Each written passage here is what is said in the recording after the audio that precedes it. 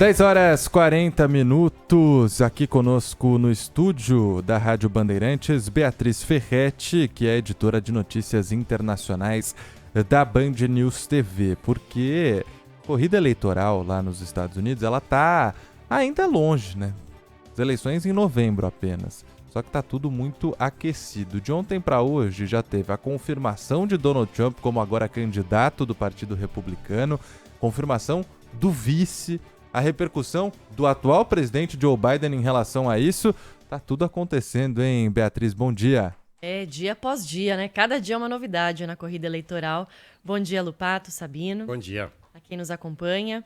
E hoje entra o segundo dia da Convenção Nacional Republicana, que acontece em Milwaukee, no estado americano de Wisconsin. O evento terá início só à noite para nós aqui no Brasil e deve contar com um discurso da Nikki Haley. Lembra dela? A ex-embaixadora dos Estados Unidos na ONU. Foi a última pré-candidata a disputar a vaga de candidata com Donald Trump nas prévias republicanas. Ela acabou vencendo por uma margem muito pequena em só 2 estados durante as prévias e aí acabou desistindo da corrida. Naquela época ela disse que não iria apoiar Donald Trump, ou pelo menos não manifestou nenhum apoio ao ex-presidente. Mas agora fará um discurso de apoio a ele neste segundo dia de convenção. Ontem o Trump fez a primeira aparição pública desde o atentado ao comício, e a ele também no último sábado na Pensilvânia. Ele estava com um curativo bem grande na orelha, um curativo branco. Aliás, essa imagem é que domina as capas dos jornais norte-americanos e do mundo também nesta manhã. O Trump, apesar de estar com um curativo, demonstrou força, né? Era o Trump de sempre. Colocou a mão para o alto, mostrando força, mostrando que está bem, que vai seguir na luta. Foi muito ovacionado pelos apoiadores republicanos, mas não discursou. Até agora, ele só se manifestou por escrito nas redes sociais e também deu uma entrevista, dizendo que quase foi morto, né, para o jornal New York Post. Havia uma expectativa de que ele pudesse fazer o primeiro discurso, isso ainda não aconteceu. Talvez hoje, mas o que a gente pode ter certeza é que na quinta-feira ele vai discursar.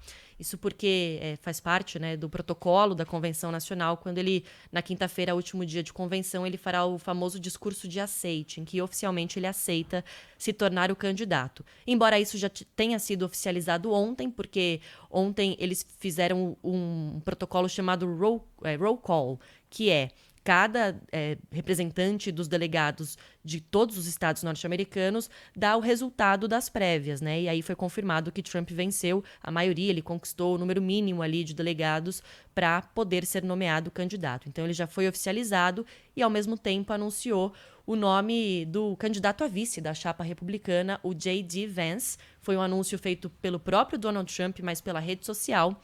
O J.D. Vance, que é um senador de Ohio, tem 39 anos e, ao meu ver, foi uma escolha estratégica por 2 motivos.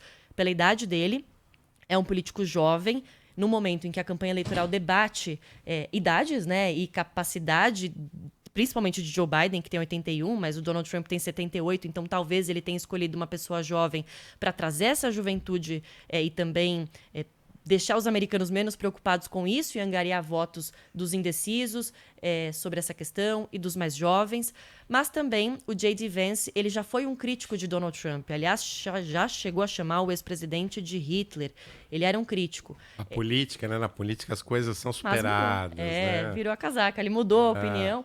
E aí eles estão querendo colocar o J.D. Vance como uma figura que foi convertida, digamos assim. Então, olha, se o próprio vice mudou de opinião, por que você não pode mudar também? Então é uma escolha estratégica. Por outro lado, o J.D. Vance é branco, é rico, é um empresário, então tem o mesmo perfil de Donald Trump. Pensando, né, nesse ponto, talvez ele não consiga mudar muito o perfil do eleitorado que poderia votar, que não poderia votar em Donald Trump e agora eles estão tentando cativar.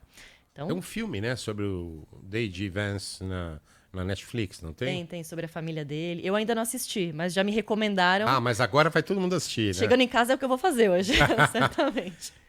A convenção dos democratas já tem previsão, Beatriz? É agosto. Agosto só. É agosto, são datas diferentes. E aí a democrata vai, se tudo continuar como está por enquanto, porque a gente não pode ter certeza absoluta da candidatura de Biden depois da crise do partido, né? Mas vai confirmar o Joe Biden como candidato. Aliás, ele hoje retoma os eventos políticos também. O Biden ontem deu a primeira entrevista a uma emissora de TV desde o atentado contra Trump. Ele falou com a rede NBC News. voltou aquele discurso que é preciso moderar o tom na política, né? Pediu um esfriamento dos ataques. Ele até admitiu um erro quando ele citou que Donald Trump era um alvo, poderia ser um alvo, isso num discurso que ele fez. E ele falou, eu não quis dizer muito bem isso. De novo, né? Não quis dizer bem isso. E aí ele deu uma enrolada lá, mas tentou contornar a situação e voltou a pedir paz, né? Falou que não é por meio da violência que as coisas funcionam. E aí hoje o Biden volta a aparecer em público porque ele vai estar num evento político em Las Vegas e deve fazer um discurso quando aqui no Brasil também for noite.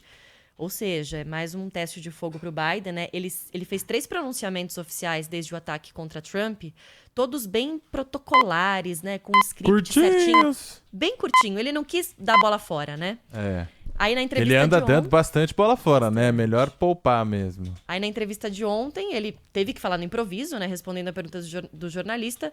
Foi bem, foi bem.